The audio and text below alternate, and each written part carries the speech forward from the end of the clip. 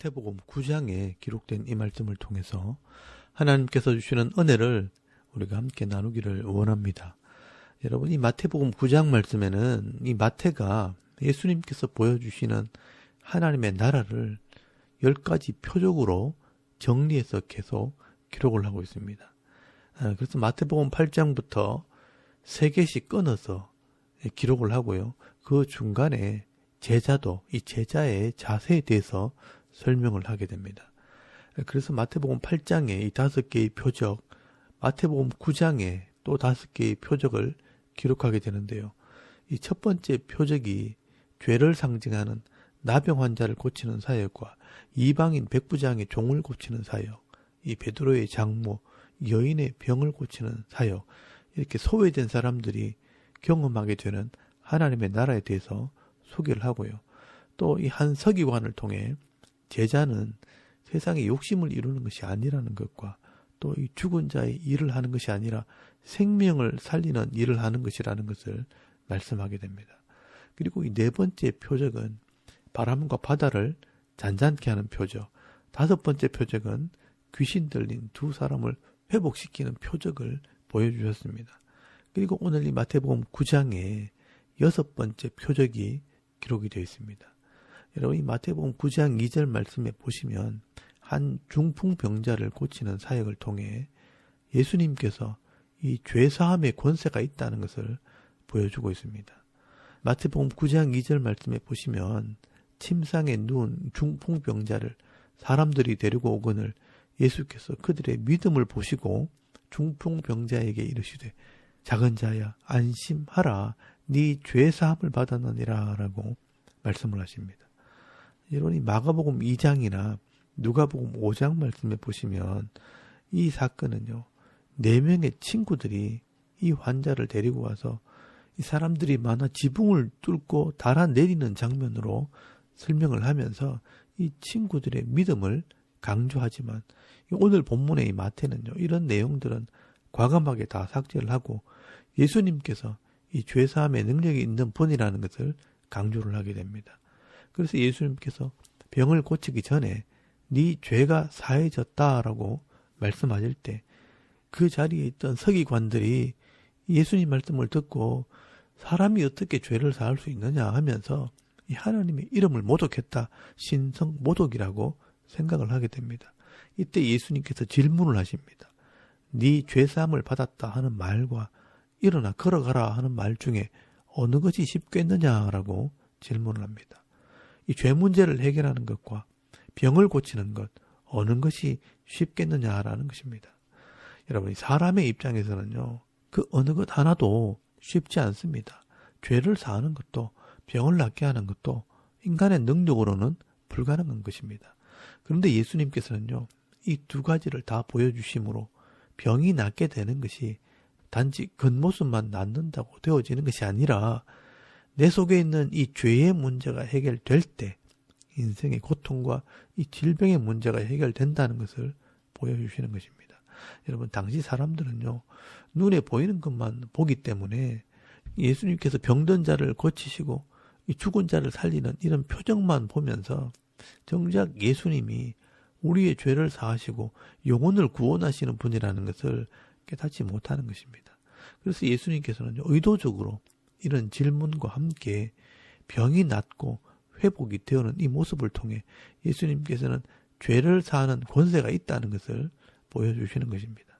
그래서 여러분 6절 말씀에 보시면 일부러 설명을 합니다.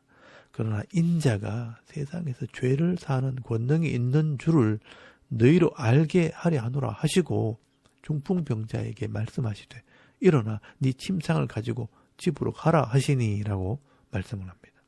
이 중풍병자가 낫게 되는 이 모습을 통해 죄가 사해졌다는 것을 증명하는 것입니다.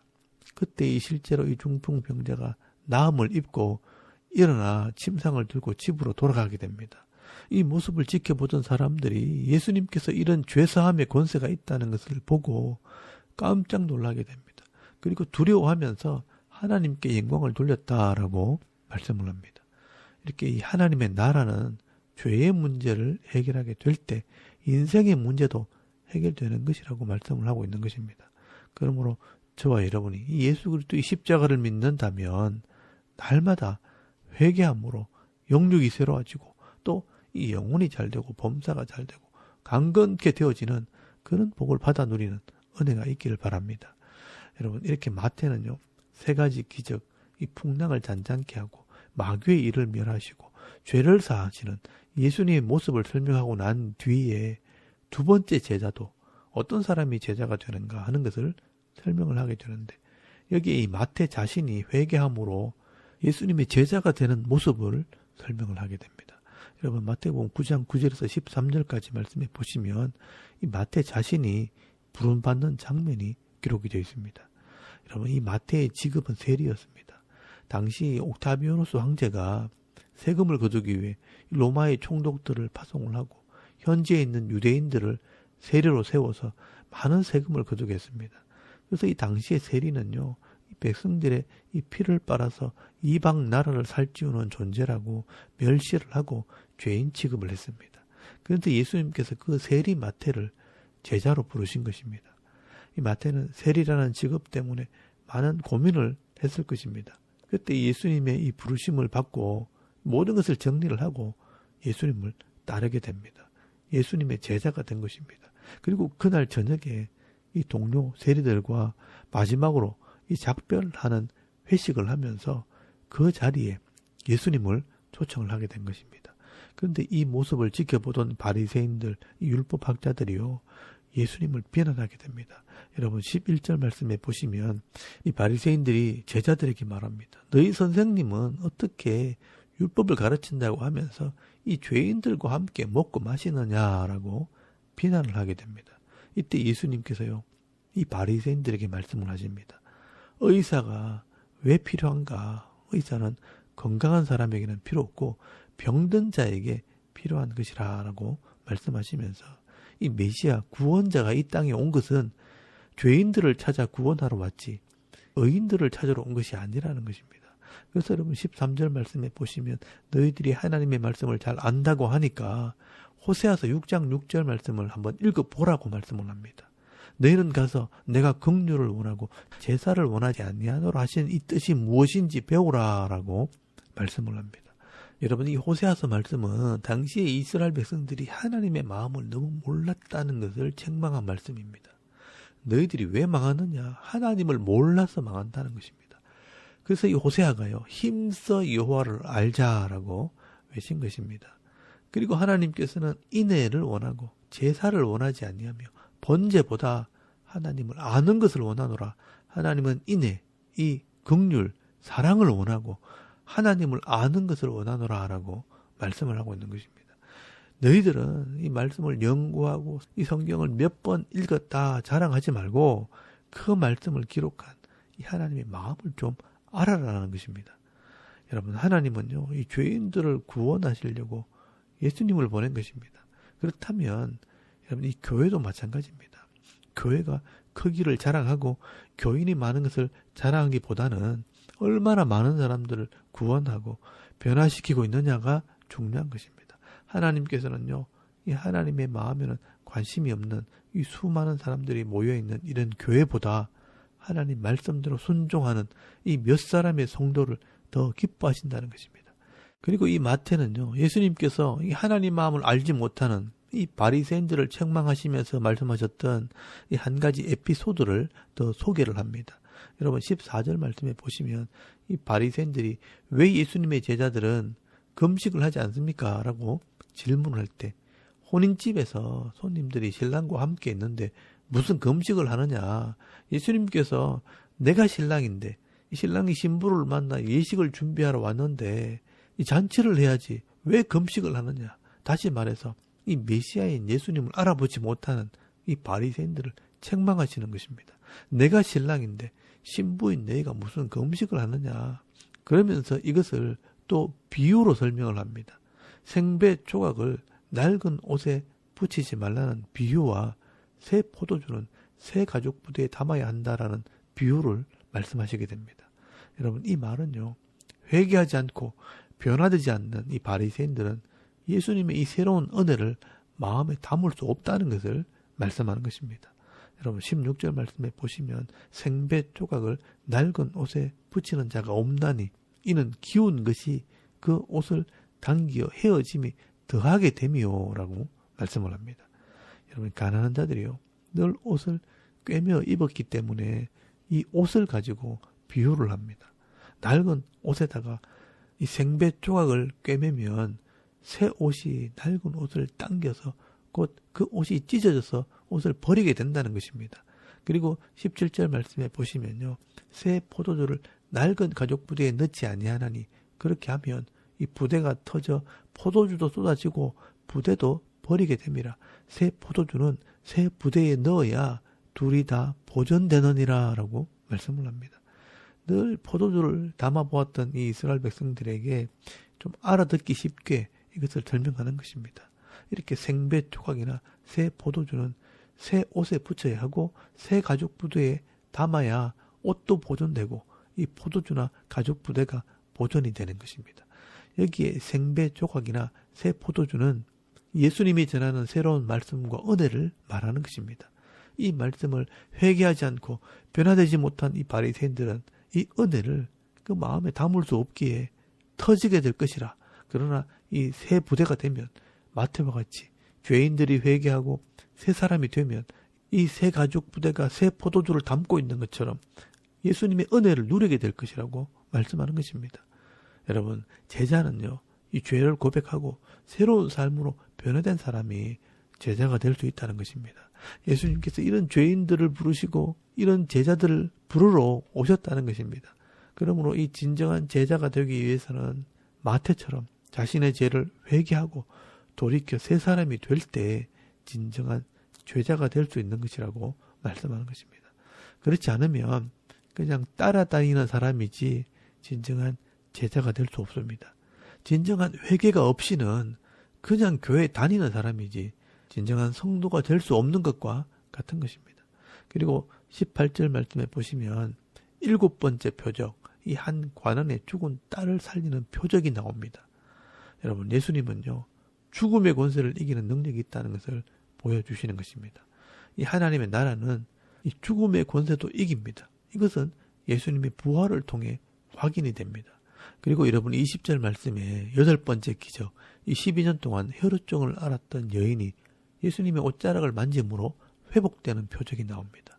여러분 이 혈루증은 레위기 15장 말씀에 나오는 성병, 이 부정한 병을 말합니다. 남들에게 말할 수도 없고 드러낼 수도 없는 그런 부정한 병, 이 부끄러운 병도 이 예수님의 옷자락을 만질 만한 믿음만 가지고 나오면 회복된다는 것을 말씀하는 것입니다. 그러므로 여러분 인생 중에 어떤 부끄러운 죄를 지었다 할지라도 포기하지 않고 스스로 해결하려고 하지 말고 이 하나님 앞에 나오면 해결되어지는 은혜가 있다는 것입니다. 여러분 이것이 바로 하나님 나라의 복입니다. 그리고 27절 말씀에 9번째 표적이 나옵니다. 두 맹인의 눈을 보게 하는 표적이 나옵니다. 여러분 32절 말씀에는요 10번째 표적, 귀신이 들려 말 못하는 사람을 고쳐 말하게 하는 표적이 나옵니다. 날 때부터 보지 못하고 귀신들에게 묶여 말하지 못하는 이 근본적인 이 문제를 해결해 주시는 예수님의 능력을 보여주고 있는 것입니다. 여러분 이 하나님 나라는요 이렇게 모든 근원적인 문제를 해결함으로 원래 하나님께서 주시는 이런 은혜와 복을 회복하게 하는 것입니다. 죽음의 문제, 사람들에게 드러내지 못하는 부끄러운 죄의 문제, 근본적인 이 죄의 문제를 해결하게 될 때 인생의 본질을 회복하게 되는 것이 바로 하나님의 나라의 복입니다. 오늘 저와 여러분도 예수를 믿고 하나님의 백성이 되었다면 눈에 보이는 이런 의식주의 이 문제 때문에 고민하지 마시고요. 근본적인 이 죄의 문제를 해결할 때 하나님의 나라의 풍성한 복을 받아 누림으로 인생 전체가 변하고 인생 전체가 새로워지는 그런 꿈과 비전을 가지고 살아가는 이 믿음 있는 성도들이 다 되실 수 있기를 바랍니다. 그리고 여러분 35절에서 38절까지 말씀에는 이 마지막 제자의 부르심이 나옵니다. 하나님께서는 이런 하나님의 나라를 위해 일할 일꾼이 필요하다고 말씀을 합니다.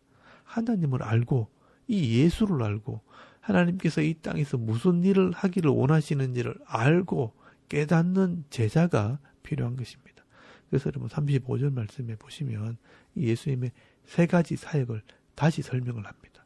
예수께서 모든 도시와 마을에 두루 다니사 그들의 회당에서 가르치시며 천국 복음을 전파하시며 모든 병과 모든 약한 것을 고치시니라 라고 말씀을 합니다.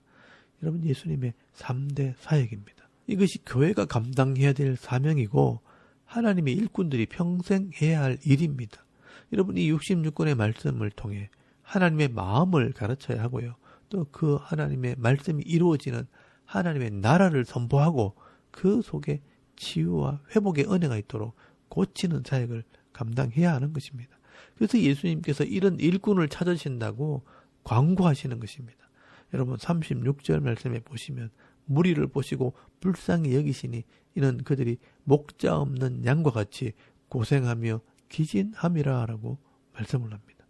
여러분 이것이 오늘 사람들의 영적인 상태입니다. 이것이 바로 우리의 영적인 모습입니다. 세상의 욕심에 끌려 다니면서 경쟁하고 서로 이기고 압석하기 위해 쏟고 속이고 이제는 서로 죽고 죽이는 일들이 벌어지고 있습니다. 욕심이 잉태하여 죄를 낳고 죄가 장성해서 이 사망의 길을 가고 있는데 이런 세상의 고통에서 건져줄 사람이 없는 것입니다. 그래서 이 목자 없는 양과 같이 고생을 하고 기진했다라고 말씀을 합니다. 이게 그 당시에 이스라엘 백성들의 영적인 모습이었고 오늘 우리들의 영적인 모습이라는 것입니다.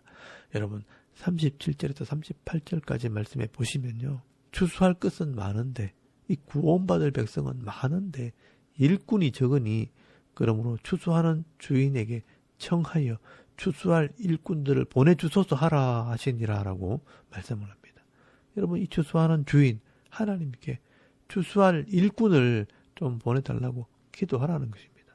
여러분 여기 추수한 일꾼은 하나님의 마음을 깨달아서 예수님처럼 가르치고 선포하고 고치는 사역을 할 수 있는 그런 일꾼을 말하는 것입니다.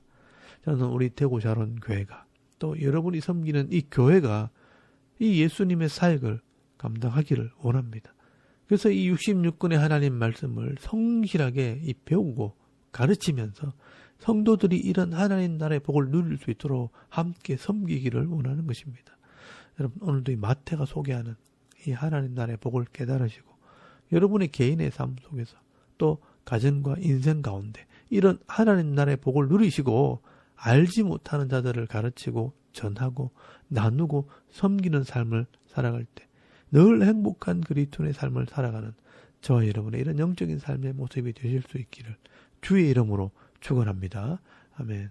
우리 잠깐 기도드리겠습니다. 오늘도 이 하나님 마음을 깨달아서 말씀대로 순종함으로 이 하나님 나라의 복을 받아 누리고 섬기는 성도가 되게 하옵소서. 이 대한민국의 지도자들을 위해 이 대통령과 정치하시는 분들이 자신의 본분을 다할 때 백성이 평안한 나라가 되도록 여러분이 섬기는 이 교회가 예수님의 사역을 잘 감당하도록 또 가정과 자녀들의 믿음을 위해서 개인의 기도 제목을 따라 기도하고 오늘 하루 삶을 또 시작할 수 있길 바랍니다. 다 같이 우리 하나님께 한번 기도드리겠습니다. 살아계신 하나님 은혜를 참 감사합니다. 오늘 이 아침에 우리가 하나님을 예배하게 하시고